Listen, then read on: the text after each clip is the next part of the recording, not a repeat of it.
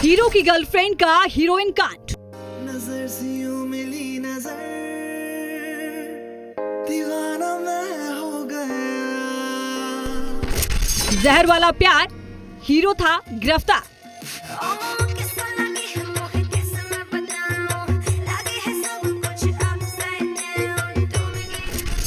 रिया के प्यार में 4 बूंद का नशा।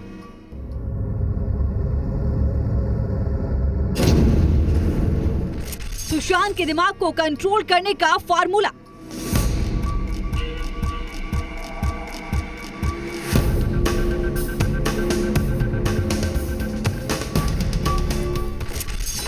किसके लिए ड्रग्स मंगाती थी रिया चक्रवर्ती?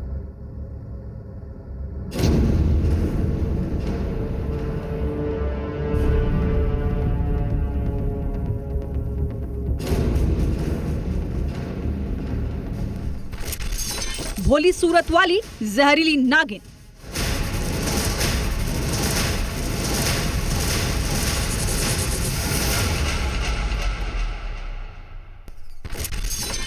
रिया की ड्रग्स डिमांड का पर्दाफाश।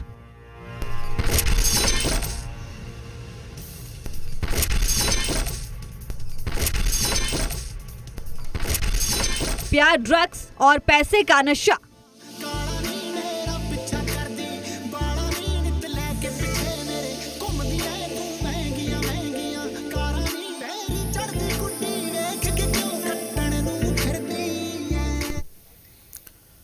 नमस्कार, आप देख रहे हैं जी बिहार झारखंड और मैं हूं आपके साथ राजेश कुमार। सुशांत केस की मिस्ट्री में एक नया मोड़ आ गया है। सुशांत की जिंदगी बन चुकी रिया अब उस पर दबाव देने, उसे डिप्रेशन में धकेले जाने के लिए ही कटघरे में खड़ी थी। लेकिन अब इल्जाम और संगीन होते जा रहे हैं। क्या रिया ने सुशांत को ऐसे ड्रग्स दिए जिससे वो मौत के करीब पहुंचता जा रहा था? इस पर अभी भी सवाल कायम है।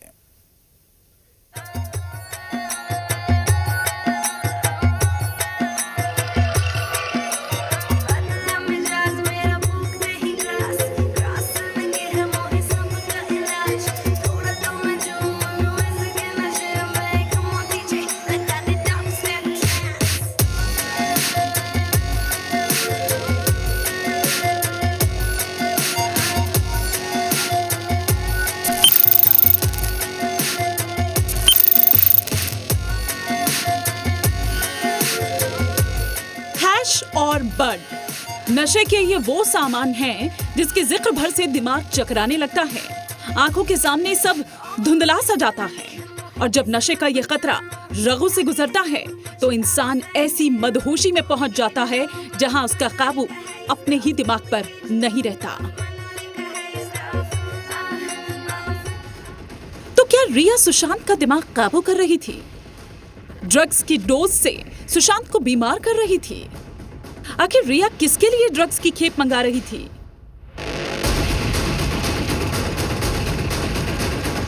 लेकिन सबसे पहले रिया के उन व्हाट्सएप चैट्स पर गौर कीजिए जिसमें उसके नशे की साजिश का पहली बार खुलासा हुआ है।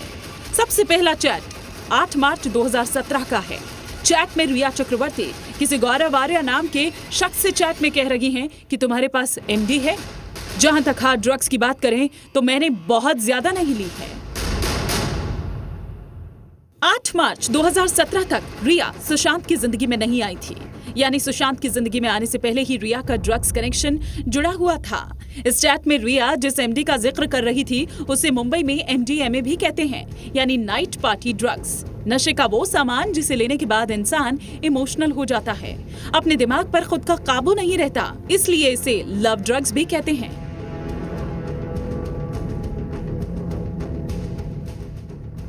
इसके बाद ड्रग्स को लेकर अगला चैट 17 अप्रैल 2020 का है। मिरांडा सुशी अपने मैसेज में रिया से कहती है, हाय रिया, स्टफ लगभग खत्म हो चुका है। क्या हमें शोविक के दोस्त से ले लेना चाहिए? मगर उसके पास केवल हैश और बड ही है। मिरांडा सुशी कौन है?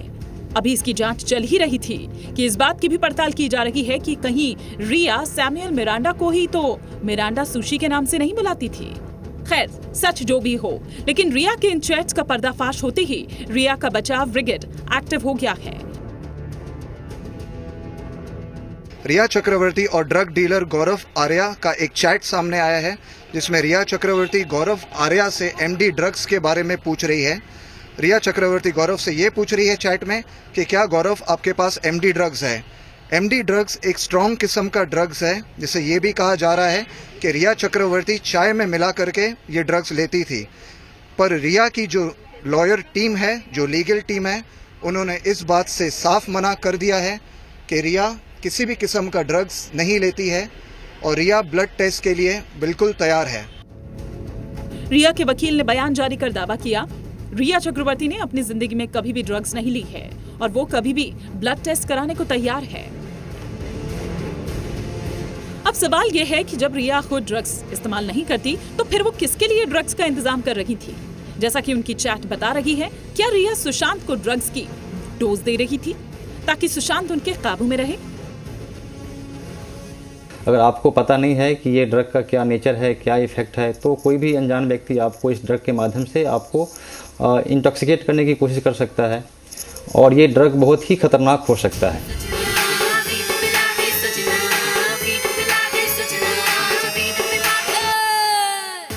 शक इसलिए भी गहरा रहा है क्योंकि अपनी एफआईआर में खुद सुशांत के पिता ने कहा था कि सुशांत मुंबई छोड़कर केरल में खेती करना चाहते थे, लेकिन रिया ने उन्हें मुंबई से जाने नहीं दिया।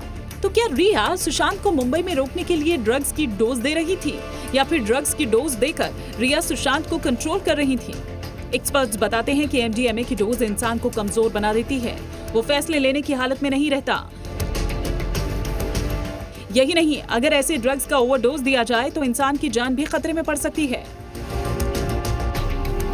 ये पाउडर फॉर्म में भी होता है, टैबलेट फॉर्म में भी होता है और टैबलेट को लोग स्वॉलो करते हैं पानी के द्वारा और पाउडर को ये स्वॉलो करते हैं, या तो इनहेल करते हैं या मुंह से भी कभी कभी वो खींचते हैं। सांस के बहुत ज़्यादा बढ़ जाता है, सोडियम की बहुत ज़्यादा कमी हो जाती है, उस कंडीशन में पर्सन का डेथ भी हो सकता है। इसका लॉन्ग टर्म इफेक्ट का सवाल है तो ये ब्रेन के जो नर्व्स होते हैं वो डैमेज होना शुरू हो जाता है और उसका एंड रिजल्ट डिप्रेशन हो सकता है। डिप्रेशन बहुत सीवियर हो सकता है। रिया का अगला व्हाट्सएप चैट देखिए। ये 25 नवंबर 2019 का चैट है जिसमें जया शाह ने रिया को लिखा, चाय कॉफी या पानी में 4 बूंदे डालो और उसे पीने दो। असर देखने के लिए 30 से 40 मिनट रुको। रिया कहती है, थैंक यू सो मच। इस पर जया शाह लिखती है, नो प्रॉब्लम ब्रो, उम्मीद है कि ये मददगार साबित होगा।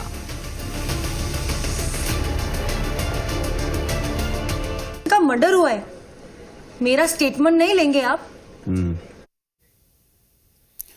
इतना सब होने के बाद यह समझना जरूरी है कि आखिर यह सच सामने आया कैसे और इसे लेकर एजेंसियां आगे क्या कार्रवाई कर सकती हैं। हालांकि सीबीआई अपनी जांच पूरी तत्परता से कर रही है, जिसे लेकर कुछ और तथ्य सामने आए हैं।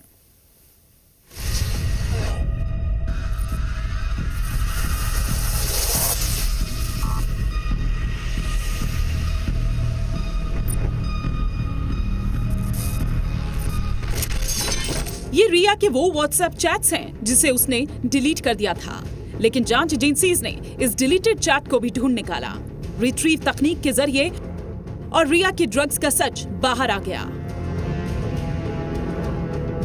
अब लोग गुंडा लोग से गुंडागर्दी कराते कि इधर आ चुके, तू क्या कर रहा है आजकल? एक काम कर, जाके वो गली में एक प्रोड्यूसर रहता है, उससे हफ्ता मांग के ला बस। दरअसल 10 अगस्त को प्रवर्तन निदेशालय ने रिया और उनके परिवार के 4 मोबाइल हैंडसेट जब्त कर लिए थे। इनमें 2 फोन रिया के हैं और एक उनके पिता और भाई का।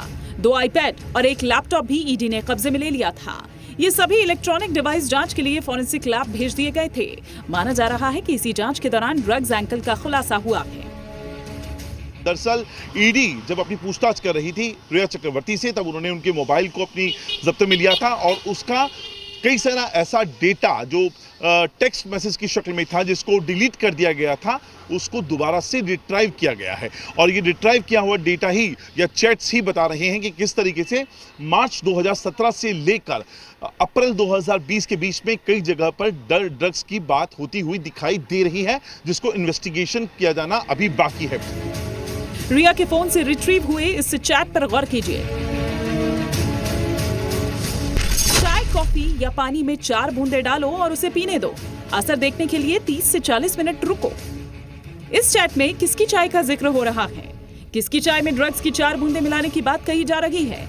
किसे चोरी छिपे ड्रग्स के डोज दिए जाने की सलाह दी जा रही थी? क्या रिया सुशांत को चोरी छिपे चाय में ड्रग्स मिलाकर देती थी?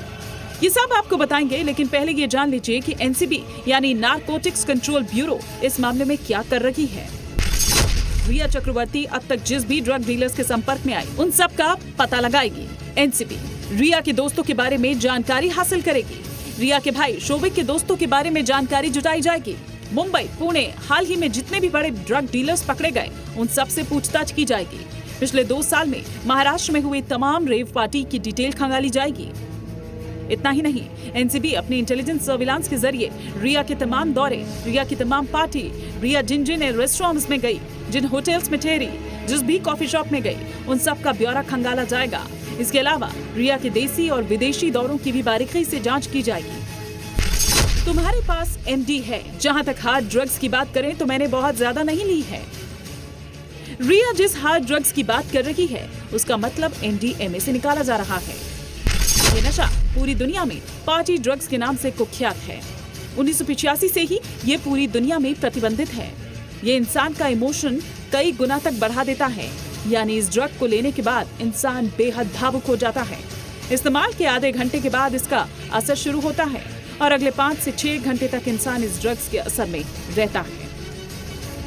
इमीडिएटली इस ड्रग का इफेक्ट जो है वो हैप्पीनेस है, इंक्रीज्ड एनर्जी लेवल है, कॉन्फिडेंस लेवल है, लेकिन आफ्टर सम टाइम्स 3 से 4 घंटे के बाद ही इसका इफेक्ट खत्म हो जाता है बॉडी में और आपको उसका उल्टा इफेक्ट होने लगता है। आप डिप्रेस्ड हो जाते हैं, आपका कॉन्फिडेंस लेवल बहुत ही लो हो जाता है, मूड आपका बहुत लो हो जाता है और आपको उस ड्रग की क्रेविंग फिर से शुरू होने लगती है और आप उस ड्रग को लेने के लिए फिर से ट्राई करते हैं और किसी भी हद तक आप जा सकते हैं उस सब्सटेंस को लेने के लिए। इसमें कई सारी टर्मिनोलॉजी है, जैसे एमडी जो एक ड्रग्स होती है उसका जिक्र किया गया है, हैश एंड बड का जिक्र किया गया है और उसमें कई तरह के स्टफ का इस्तेमाल किया गया है। एक चैट ऐसा भी है जहां पर उसमें बाकायदा मात्रा बताई गई है कि पानी के साथ या दूध के साथ मिलाकर कितनी मात्रा देनी चाहिए, किससे कब किक लगती है। इस तरह की जो बातें हुई हैं, जो टर्मिनोलॉजी का इस्तेमाल हुआ है, उसको देखकर अब जहां एक तरफ सीबीआई और ईडी 2 बड़ी एजेंसियां इस पूरे मामले को इन्वेस्टिगेट कर रही हैं, तो तीसरी एजेंसी नारकोटिक्स का भी अब आना तय माना जा रहा है क्योंकि इसमें अब ड्रग्स का एंगल शामिल हो गया है। जाहिर तौर पर यह बात रिया चक्रवर्ती के लिए अच्छी नहीं है और ये उनकी मुश्किलें बढ़ाने वाली साबित हो सकती है। ईडी सूत्रों से जो खबर जी मीडिया को मिली है उसके मुताबिक रिया खुद भी ड्रग्स लेती थी। ड्रग्स की खरीदारी का काम भी वो खुद ही करती थी। इतना ही नहीं, सुशांत की चाय, कॉफी, यहाँ तक कि पानी में भी रिया सीबीडी ऑयल नाम का ड्रग्स देती थी। रिया का व्हाट्सएप चैट सामने आने के बाद इस केस में रिया की ड्रग्स कंपनी का खुलासा हुआ है। इस मामले में कंगना ने ट्वीट कर कहा कि अगर बॉलीवुड सितारों का नारकोटिक्स टेस्ट हुआ तो कई लोग जेल पहुंच जाएंगे। यह पहला मौका नहीं है कि बॉलीवुड का ड्रग्स कनेक्शन सामने आया है।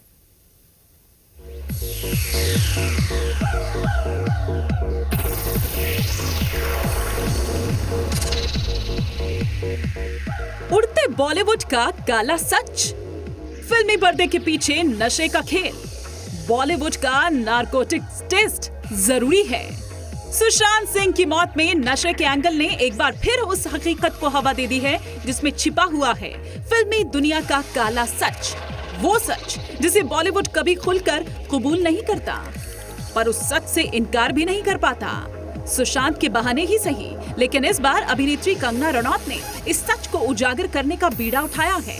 बॉलीवुड में ड्रग्स के खेल पर कंगना ने ट्वीट करते हुए लिखा है कि अगर बॉलीवुड में नारकोटिक्स टेस्ट हो गया तो कई सारे सितारे जेल में होंगे। अगर नारकोटिक्स कंट्रोल ब्यूरो बॉलीवुड में आ गया तो कई ए लिस्टर जेल में पहुंच जाएंगे। अगर ब्लड टेस्ट हुआ तो कई बड़े खुलासे होंगे। उम्मीद करती हूं कि स्वच्छ भारत मिशन के तहत बॉलीवुड के इस गटर को भी साफ किया जाए। सवाल महाराष्ट्र सरकार की मंशा पे उठता है कि जिस प्रकार से महाराष्ट्र की सरकार इस मामले को दबाने का प्रयास कर रही थी, तो क्या यह ड्रग माफिया को बचाने की कोशिश थी महाराष्ट्र सरकार की? क्या फिल्म जगत के कुछ बड़े लोगों को बचाने का प्रयास था? क्या कोई राजनेता इसमें फंसा हुआ है, उसे बचाने का प्रयास था? बीजेपी नेता राम कदम ने तो इसे लेकर बाकायदा मुख्यमंत्री उद्धव ठाकरे को एक चिट्ठी लिखी है और विधानसभा में बॉलीवुड के ड्रग्स कनेक्शन पर बहस कराने की मांग कर डाली है। अपनी चिट्ठी में राम कदम ने लिखा है, आपको पता है कि ड्रग्स और बॉलीवुड को लेकर एक बहस छिड़ी हुई है। मैं आपसे बॉलीवुड इंडस्ट्री में ड्रग्स नेक्सस के खुलासे के लिए जांच की मांग करता हूं। पूरा देश बॉलीवुड सितारों को अपना आइकॉन मानता है। ऐसे में ड्रग्स को लेकर आ रही खबर से उन पर बुरा प्रभाव पड़ सकता है। बॉलीवुड के नए पुराने पन्ने उलटने शुरू करेंगे तो ड्रग्स के कनेक्शन में फिल्मी सितारों का नाम गिनते गिनते पूरा दिन निकल जाएगा। यो हनी सिंह से लेकर संजय दत्त और ममता कुलकर्णी सरीखे कई बड़ी फिल्मी हस्तियां हैं। तो नशे की लत के चलते कानून की रडार पर तो आए, लेकिन रसूख के चलते उनके मामले रफा दफा हो गए और अब बॉलीवुड में ड्रग्स माफिया का खेल एक बार फिर उजागर हुआ है। नजरें अब उद्धव सरकार की ओर लगी हैं कि सरकार अब इस मामले में क्या कदम उठाती है। Bureau report,